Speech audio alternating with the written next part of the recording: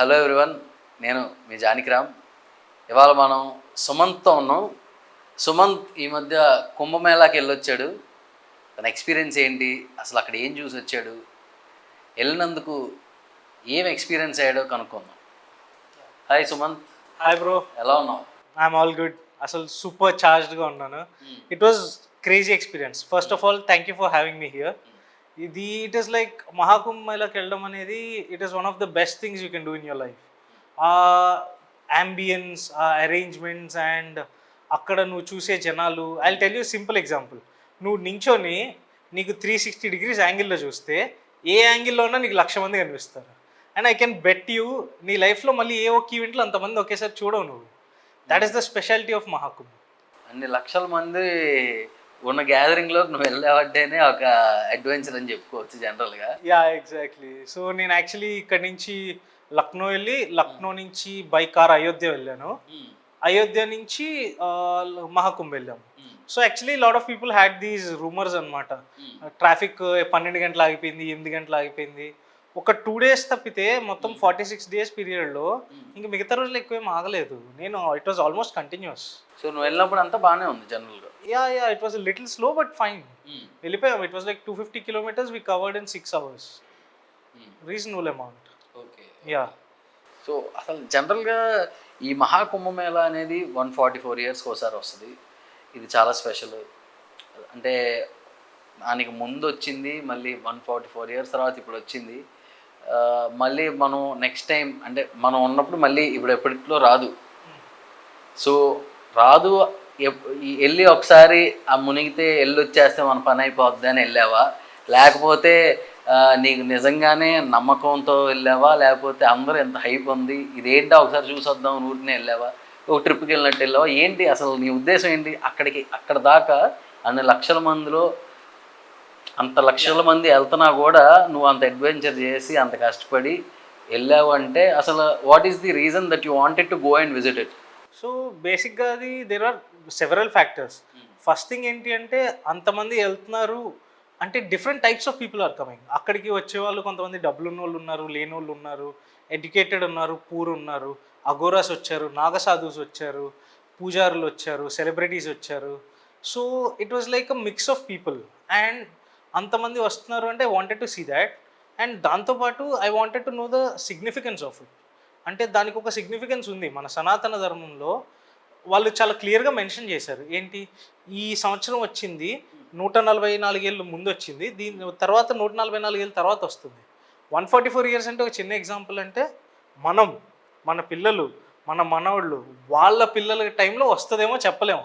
అది కూడా ఏంటి, వాళ్ళు ఒక్కొక్కరు 70 years ఉంటే. సో అలా ఆలోచిస్తే మన ముందు జనరేషన్స్ ఎవరు, మన ముందు ఒక 3 generations వరకు ఎవరు చూడలేదు, మన తర్వాత ఒక 3 generations ఎవరు చూడరు. So we are actually very lucky to be there. ఆ పాయింట్ ఆఫ్ టైంలో ఉండటం, మనం ఈ టైంలో it's very nice to be alive at this point of time to witness such a great event. అదే అనిపించింది నాకు. So what's the most exciting thing you felt? అదంటే కనుక the most exciting thing I felt was, నేను అట్లా నడుచుకుంటూ వెళ్ళి సంగం ఘాట్లో మునిగాను. బయటికి వస్తుంటే ఐ సా లైక్ అదొక బాహుబలి మూవీలో చూపిస్తారు కదా, జనాలు వస్తారు, అట్లా వస్తూనే ఉన్నారు, ఆగట్లేదు. నేను అక్కడ ఉన్నాను, 2 minutes అయింది, 5 minutes అయింది, 10 minutes అయింది, వస్తూనే ఉన్నారు జనాలు. ఐ వాజ్ లైక్ ఎవరు వీళ్ళంతా, ఎక్కడి నుంచి వస్తున్నారు అంటే I understood the stats. Because అప్పటిదాకా పేపర్లో చదువుతున్నాం, ఈ సెకండ్ డే 5 కోట్ల మంది మునిగారు, థర్డ్ డే 3 crores అని. బట్ అట్లా చూస్తుంటే it was very exciting and it is very nice to understand that మనం నమ్మినదే ఇంతమంది నమ్మొచ్చారు. ఇట్ ఈస్ నాట్ లైక్ నేను ఒక్కడిని ఏదో నమ్మొచ్చాను కాదు, నేను నమ్మింది ఇంతమంది నమ్మొచ్చారు. వాళ్ళ నమ్మకం వాళ్ళని ఎన్నో కష్టాలు దాటి ఇక్కడ దాకా తీసుకొచ్చింది. That was the most exciting thing. And most encouraging thing was ఇంతమందికి మన సనాతన ధర్మం మీద ఒక నమ్మకం ఉంది. That was the most encouraging fact I felt. Even in అయోధ్యలో కూడా ఒక 4-5 kilometers of neck to neck line ఉంది. అంత కష్టపడి నువ్వు అంతా చూసి వెళ్ళంగానే అక్కడ రాముల వారిని చూడంగానే ఇట్ వాజ్ మోస్ట్ పీస్ఫుల్. అసలు ఇంకా ఓకే ఫైన్, నేను ఇంత దూరం నడిచాను అనేది నువ్వు మర్చిపోతావు, అంత బాగా కట్టారు. అక్కడ కూడా లైక్ నువ్వు ఏ యాంగిల్లో ఉన్నా చూడు, lakhs of people are there and everybody is very happy. ఎంత ఆనందంగా ఉన్నారో రాముల వారిని చూసాము అని. It was very good, it was crazy good actually. అసలు సనాతన ధర్మం అని చెప్తున్నావు కదా, సనాతన ధర్మానికి హిందూయిజంకి ఏంటి అసలు? What is it? Is there any difference or is it the same? Actually సనాతన ధర్మం అంటే ఫస్ట్ అండర్స్టాండ్ చేసుకుందాం వర్డ్ అంటే ఏంటనేది. సనాతన ధర్మం అంటే, సనాతనం అంటే ఎటర్నల్. అంటే ఏంటి అంటే కాలాతీతం, అది కాలానికి ముందు ఉంటుంది, తర్వాత ఉంటుంది, ఎప్పుడు ఉంది.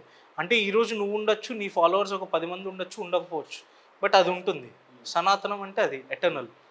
ధర్మ అంటే మన కర్తవ్యం. సో అది ఏంటంటే ఇట్స్ యువర్ డ్యూటీ. సో సనాతన ధర్మం అంటే ఇప్పుడు every person will have their own duty. మన కోసం ఒక డ్యూటీ ఉంటుంది, అదేంటి మనం తినడం బ్రతకడం. అది మన ఫ్యామిలీ కోసం ఒక డ్యూటీ ఉంటుంది, whatever luxuries you are providing. వీటితో పాటు మనల్ని మోస్తున్న ఈ భూదేవికి ఒక కర్తవ్యం ఉంది, నువ్వు చూపించాల్సింది. ఈ నేచర్కి ఉంది, ఈ ప్రపంచానికి ఉంది. ఆ వే ఆఫ్ లైఫ్ని ఇంట్రడ్యూస్ చేసేదాన్ని సనాతన ధర్మం అంటారు.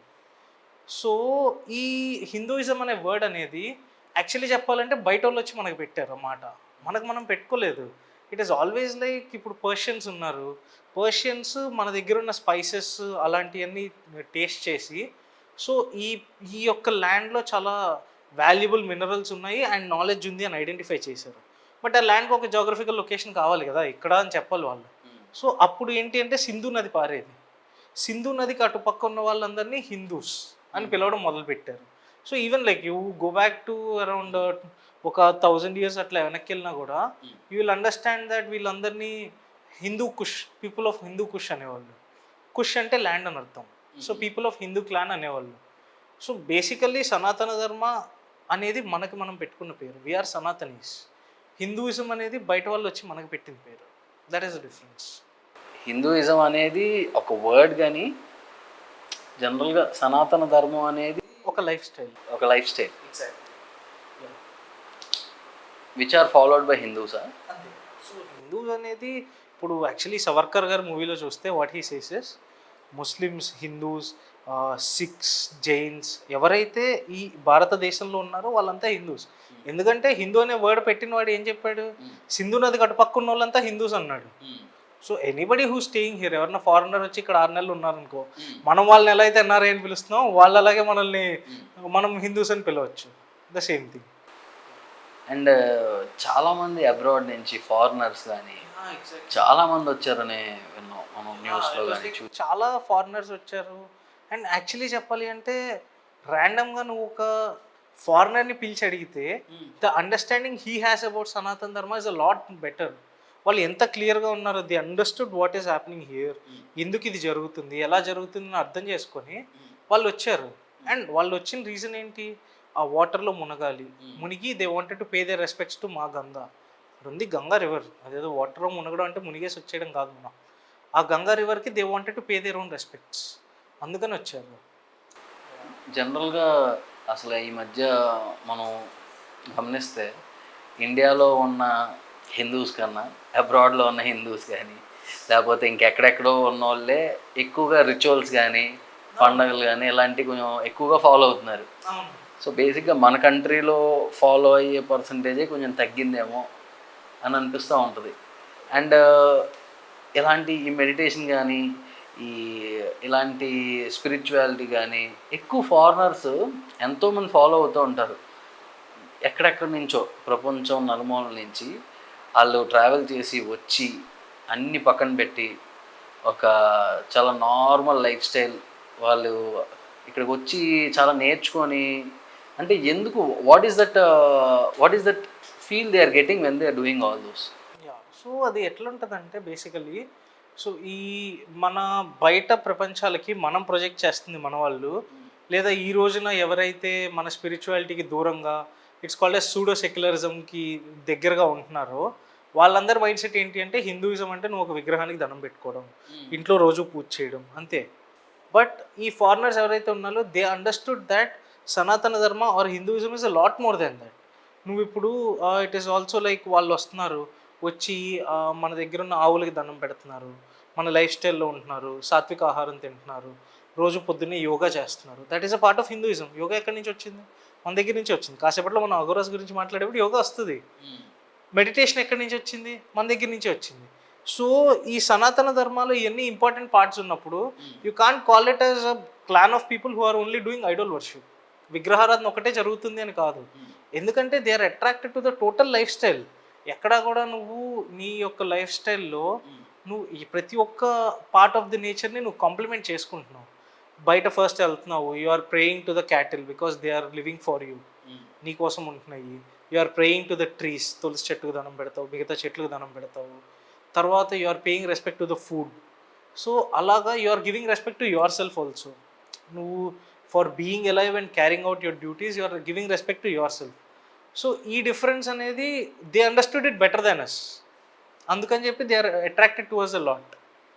అది ఇప్పుడు ఈ 144 ఇయర్స్కి ఈ మహాకుంభమేళ వచ్చింది అంటున్నారు కదా, అంటే దాన్ని హౌ విల్ దే ఐడెంటిఫై జనరల్గా? అంటే ప్లానెట్ మూమెంట్స్ బట్ట, లేకపోతే అవి ఉన్న పొజిషన్ని బట్ట, లేకపోతే అసలు what is how is it identified generally? So అది ఎట్లాగంటే యాక్చువల్లీ మన సనాతన ధర్మాలో particularly we are very proud to say that మన వాళ్ళకి ఈ గ్రహాలు అండ్ గ్రహాల యొక్క మూమెంట్స్ మీద ఉన్న క్లారిటీ ఇట్ ఈస్ అస్టౌండింగ్. అసలు మైండ్ పోతుంది how they are having such clarity towards it. ఎందుకంటే ఒక 200 years బ్యాకే టెలిస్కోప్ కనిపెట్టారు, దానికి ముందు కూడా మన వాళ్ళకి ఒక క్లారిటీ ఉంది. సో ఈ గ్రహాలు అండ్ వాటి మూమెంట్స్ని బేస్ చేసుకొని చెప్తున్నారు. ఎలా చెప్తున్నారు అంటే కుంభ్ మేళా అంటే బేసిక్గా గురుడి యొక్క పొజిషన్ని బేస్ చేసుకొని. సో మనం ఏమంటాం, గురుడు అనగానే ప్రతి ఒక్కళ్ళు జాతకాల్లోకి వెళ్ళిపోతారు. జాతకాల్లోకి వెళ్ళిపోయి గురుడు శుక్రుడు ఏంటి, వాట్ ఆర్ యూ టాకింగ్ ఈ రోజుల్లో అంటారు. But what you have to understand is that ఇప్పుడు మన జాతకంలో ఎవరిదన్నా ఒక XYZ జాతకం చూస్తున్నావు, మిగతా గ్రహాలన్నీ బ్యాడ్ పొజిషన్లో ఉన్నాయి, బట్ గురుడు ఒక మంచి పొజిషన్లో ఉన్నాడు అనుకో, ఉచ్చస్థానం ఆర్ నీచస్థానం అంటారు. సో అలాగా గురుడు is in a very good position అనుకో, దెన్ ఆటోమేటిక్గా మిగతా గ్రహాల యొక్క బ్యాడ్ని గురుడు కాంప్లిమెంట్ చేస్తారని చెప్తారు. మనం ఏమనుకుంటాం, ఏంటిది ఈ జనరేషన్లో అసలు జాతకాలు మాట్లాడుతున్నారు ఏంటి ఇల్లు, వాట్ ఈస్ దిస్ హ్యాపెనింగ్ అనుకుంటాం. కానీ you take it in a way of astronomically తీసుకుంటే రియల్గా మన సోలార్ సిస్టంలో కూడా ఎర్త్కి అనేది జూపిటర్ ఈజ్ లైక్, జూపిటర్ని మనం గురుడు అని పిలుస్తాం. So Jupiter is like our big brother, అన్నిటి నుంచి కాపాడుతుంటాడు. So whatever meteors or cosmic radiations which come to us, like meteors పెద్ద పెద్ద రాళ్ళు అవన్నీ మన వైపు వస్తుంటే జూపిటర్ యొక్క గ్రావిటేషనల్ పుల్గా అది లాగుతుంటుంది. సో అటు వెళ్ళిపోతాయి మన దగ్గరికి రాకుండా. అలాగా కొన్ని thousands of years or lakhs of years నుంచి ఆ ఎర్త్ని జూపిటరే కాపాడుతుంది. సో ఒక విధంగా చెప్పాలంటే ఎర్త్ ఈ రోజు ఇలా ఉంది అంటే Jupiter is one of the reasons. Jupiter యొక్క పుల్ అండ్ సన్ యొక్క పుల్ని బట్టి earth is in the perfect position. So ఈ జూపిటర్కి మనం గురుడు అని పేరు పెట్టి we are paying a tribute to it. Okay. So ఆ ట్రిబ్యూట్ ఎలా ఇస్తాము, జూపిటర్ ఒక రొటేషన్ సన్ చుట్టూ చేయడానికి 12 years పడుతుంది. సో ఈ 12 yearsకి ఒక కుంభమేళా అంటున్నాం మనం. ఎలా చెప్తున్నాం, అది ఇక్కడ స్టార్ట్ చేసి 12 years అవుద్ది, ఇంకొంచెం ముందుకెళ్తే అక్కడి నుంచి 12 years అవుద్ది. You need a stationary position. So what we are doing is మన ఎర్త్, సన్ అండ్ మూన్ ఈ మూడిటితో పాటు జూపిటర్ ఏ రోజైతే అలైన్ అవుతుందో ఆ రోజున మనం ఆ పీరియడ్ ఆఫ్ టైంని కుంభమేళా కింద ఐడెంటిఫై చేస్తున్నాం. What it. సో 12 yearsకి ఒకసారి అది జరుగుతుంది. కానీ ఇదే అలైన్మెంట్ మన వైపు కాకుండా ఆపోజిట్ సైడ్ జూపిటర్ ఉన్నప్పుడు కూడా జరుగుద్ది. అంతే కదా, ఒక రొటేషన్లో ఇక్కడ ఉన్నట్టుగా ఆ పక్కలో ఉన్నప్పుడు కూడా జరుగుద్ది. సో ఆ సైడ్ ఉన్నప్పుడు ఆ అలైన్మెంట్ని మనం అర్ధకుంభ్ అంటాం. సో దట్ అర్ధకుంభ్ కమ్స్ లైక్ 6 yearsకి ఒకసారి వస్తుంది. ఎవ్రీ 6 yearsకి అర్ధకుంభ్ వస్తుంది. సో ఇట్ ఈస్ లైక్ 6 yearsకి వచ్చేది అర్ధకుంభ్ అంటాం, 12 yearsకి వచ్చేది మహాకుంభ్ అంటాం. ఎందుకంటే ఒక రొటేషన్ కంప్లీట్ చేసుకొని మళ్ళీ అదే పొజిషన్కి వచ్చింది. So we are thanking Jupiter for that. అది Ardh Kumbh and Kumbh. So it is different from Mahakumbh. మామూలుగా అసలు మహాకుంభ్ అంటే 144 yearsకి వచ్చింది అని అన్నారు కదా, మరి ఈ అర్ధకుంభ్ అసలు ఇవన్నిటికీ ఏంటి డిఫరెన్స్ ఏంటి? Yeah, I'll tell you. So ఇది యాక్చువల్లీ ఎట్లా వచ్చిందంటే కుంభ్ అండ్ అర్ధకుంభ్ అంటే 6 yearsకి 12 yearsకి వస్తుంది, ఫైన్. మహాకుంభ్ అంటే 144 yearsకి ఒకసారి వస్తుంది అన్నారు. సో దానికి బేస్ ఏంటి అంటే ఈ గురుడు ఆ జూపిటర్ ఒక్కటే మన ఈ అలైన్మెంట్లో ఉండటంని కుంభమేళా కింద చేసుకుంటున్నాం. బట్ ఈ జూపిటర్తో పాటు మిగతా ప్లానెట్స్ అన్నీ కూడా ఒక అలైన్మెంట్లో ఉండడం మొన్న మహాశివరాత్రి రోజు జరిగింది. Everybody thought it was a wonder. But Mahakumbh అనేది ఆ అలైన్మెంట్ గురించి జరుగుతుంది. ఆ planetary alignment with sun and moon and earth is the concept of Mahakumbh. ఇప్పుడు you can take it for just as an example చూసుకోవచ్చు మనం. మర్క్యూరీ ఉంది. మర్క్యూరీ ఒక సన్ చుట్టూ రొటేట్ చేయడానికి 81 డేస్ పడుతుంది. వీనస్ సమ్ 230 చేంజ్ పడుతుంది. ఎర్త్‌కి 365 డేస్. అలాగా ఒక్కొక్క ప్లానెట్‌కి ఒక్కొక్క టైమ్ స్పాన్ ఉంటుంది రొటేషన్‌కి. సో వీటన్నిటిని కంబైన్ చేసుకొని మళ్ళీ ఈ 7 ప్లానెట్స్ మన ఎర్త్, సన్ అండ్ మూన్‌తో పాటు ఒక లైన్‌లోకి రావాలి అంటే పట్టే టైం ఎగ్జాక్ట్‌లీ 144 ఇయర్సే ఉంటుంది. అందుకని చెప్పి దాన్ని మనం మహాకుంభ్ అని పిలుస్తున్నాము. సుమన్, ఇందాక నువ్వు చెప్తున్నావు కదా నాగ సాధుస్, అఘోరాస్. అసలు ఏంటి నాగ సాధుస్ అంటే ఏంటి, అఘోరాస్ అంటే ఏంటి? అఘోరాస్ ఎప్పుడు ఎందుకు అలాగా ఆ హిమాలయాల్లో, కుంభమేళాల్లో, పుష్కరాల్లో, లేకపోతే అలాగా జనాలకి అఖండ దూరంగా సినిమాలో యాహ్! యాహ్! నో, మనం నో, దట్ ఈస్ జనరల్ గా అఖండ సినిమాలు అలా చూసాం నో, నో, చాలా. అలా కాదు. పీపుల్ కేర్ అదే that's what when there is Shiva. లేకపోతే ఈ అంటే వాళ్ళ లైఫ్ స్టైల్ కూడా చాలా చాలా ఇలాగా ఏమీ లేకుండా విభూతి పూసుకొని అలాగే ఉంటారు వాళ్ళు ఎప్పుడు. అలాగా మెడిటేట్ చేసుకుంటారు. వాట్ ఈస్ ద డిఫరెన్స్ నాగ సాధువులు అక్కడ ఈ అఘోరాలు ఏంటి Yeah. అసలు? సో బేసిక్‌గా చాలా మంది ఏమనుకుంటారంటే అఘోరాస్ అండ్ నాగ సాధుస్ ఒకళ్ళే అనుకుంటారు. They are 2 different clans. So Aghoras అంటే ఏంటి అంటే శివుడి యొక్క యోగిక్ కల్చర్‌ని ఫాలో అయ్యేవారు. యోగాలో దేర్ ఇస్ అ స్టేజ్. అంటే ఏంటి అంటే యోగాలో నువ్వు ఒక సర్టెన్ స్టేజ్‌లోకి వెళ్ళిన తర్వాత నీ బాడీకి సెన్సెస్ ఉండవు. నీకు ప్లెజర్స్ ఉండవు. సో నీకు బయట టెంపరేచర్ నేను ఎఫెక్ట్ చేయదు. అందుకని చెప్పి మనం -20 డిగ్రీలో జాకెట్లు వేసుకొని తిరిగే వాళ్ళు మొన్న ఒక వీడియో వచ్చింది, బాగా వైరల్ అయింది బయట. ఏంటి అంటే -20 డిగ్రీస్లో హీఈస్ వేరింగ్ ఏ జాకెట్, మాట్లాడుతుంటే పొగలు వస్తున్నాయి. అక్కడ అసలు టోటల్ నగ్నంగా ఒక అఘోరా కూర్చొని మెడిటేషన్ చేసుకుంటున్నాడు ఆయన. హీ డజంట్ ఫీల్ లైక్ ఆయన మనం విజయవాడలో కూర్చున్నట్టు ఉన్నాడు ఆయన. ఆయనకి ఏం చల్లేదు, ఏమీ లేదు. సో ఎందుకు అంటే ఈ Aghoras are a sect of people who are the followers of yogic culture.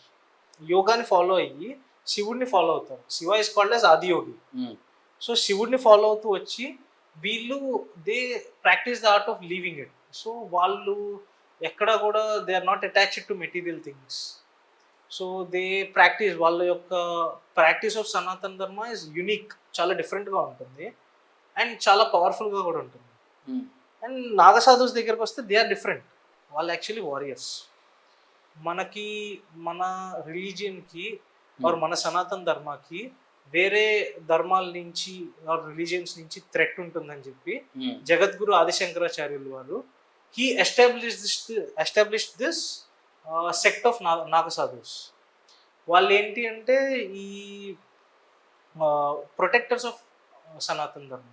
ఎక్కడ ఏ ప్రాబ్లం వచ్చినా వాళ్ళే ప్రొటెక్ట్ చేస్తారు. ఒకసారి like around 300 years ago or 500 years ago, I don't remember, ఒక టెంపుల్ మీదకి సమ్ ఫారెన్ ఇన్వేడర్ అటాక్ చేయడానికి వస్తే మొత్తం 300 నాగసాధుస్ డిఫెండ్ చేస్తారు దాన్ని. 10,000 people. That is there power. అసలు వాళ్ళు చెప్పారు కదా ఆ రోజు first they took it very easy. వీళ్ళంతా అటాక్ చేయడానికి వస్తున్నప్పుడు దూరం నుంచి ఎవరెవరో మొత్తం నేకెడ్గా త్రిశూలాలు పట్టుకొని కత్తులు పట్టుకొని వస్తుంటే వీళ్ళు ఎవరో సమ్ పీపుల్ ఆర్ కమింగ్, వీళ్ళు ఏం చేస్తారులే అనుకున్నారు. ఆ రోజు it was different, it was a massacre. So that is the power Naga sadhus held. అది. So they are different from Aghoras and they are different types of believers of our dharma. And వీళ్ళు generally ఈ material things అన్ని వదిలేసి అడవుల్లో లేదా మంచు కొండల్లో మెడిటేషన్లో ఉంటారు. కానీ ఓన్లీ ఇలా కుంభమేళా ఆర్ పుష్కరాల టైంలోనే వస్తారు. ఎందుకంటే that is the time when they want to educate people. జనాలకి చూపించాలనుకుంటారు. అండ్ యాక్చువల్లీ చెప్పాలంటే 2013లో జరిగిన కుంభమేళాలో చాలా మందిని రిక్రూట్ చేసుకున్నారు అఘోరాల కింద. మంచి రిక్రూట్మెంట్ డ్రైవ్ జరిగింది. దానిలో 60% మన ఇంజనీర్సే ఉన్నారంట. Yeah, that is what is shocking. So అలాగా ఈ పాయింట్ ఆఫ్ టైంలోనే they come outside and they interact with the people. ఇంకెక్కడ ఇంటరాక్ట్ అవ్వరు. You see them like Kedarnath ఓపెనింగ్కి చూస్తావు, పుష్కరాలకి చూస్తావు, కుంభమేళాలు చూస్తావు. అండ్ ఒక్కసారి మాత్రం నాగసాధువులు అఖండ సినిమా రిలీజ్కి వచ్చి వైజాగ్లో చూసి they appreciated Balakrishna and went because he made such a great movie glorifying them. And not even glorifying them, వాళ్ళ ఎఫర్ట్స్ని ఎక్నాలెడ్జ్ చేశారు. వాళ్ళు ఎంతో కష్టపడి whatever they are doing they acknowledged it. That is why they are very special and they are an important part of Mahakumbh. ఇప్పుడు ఈ మహాకుంభమేళా జరిగింది కదా, దానికి చాలా డబ్బులు ఆ గవర్నమెంట్ వాళ్ళు ఎంతో డబ్బులు ఇన్వెస్ట్ చేశారు.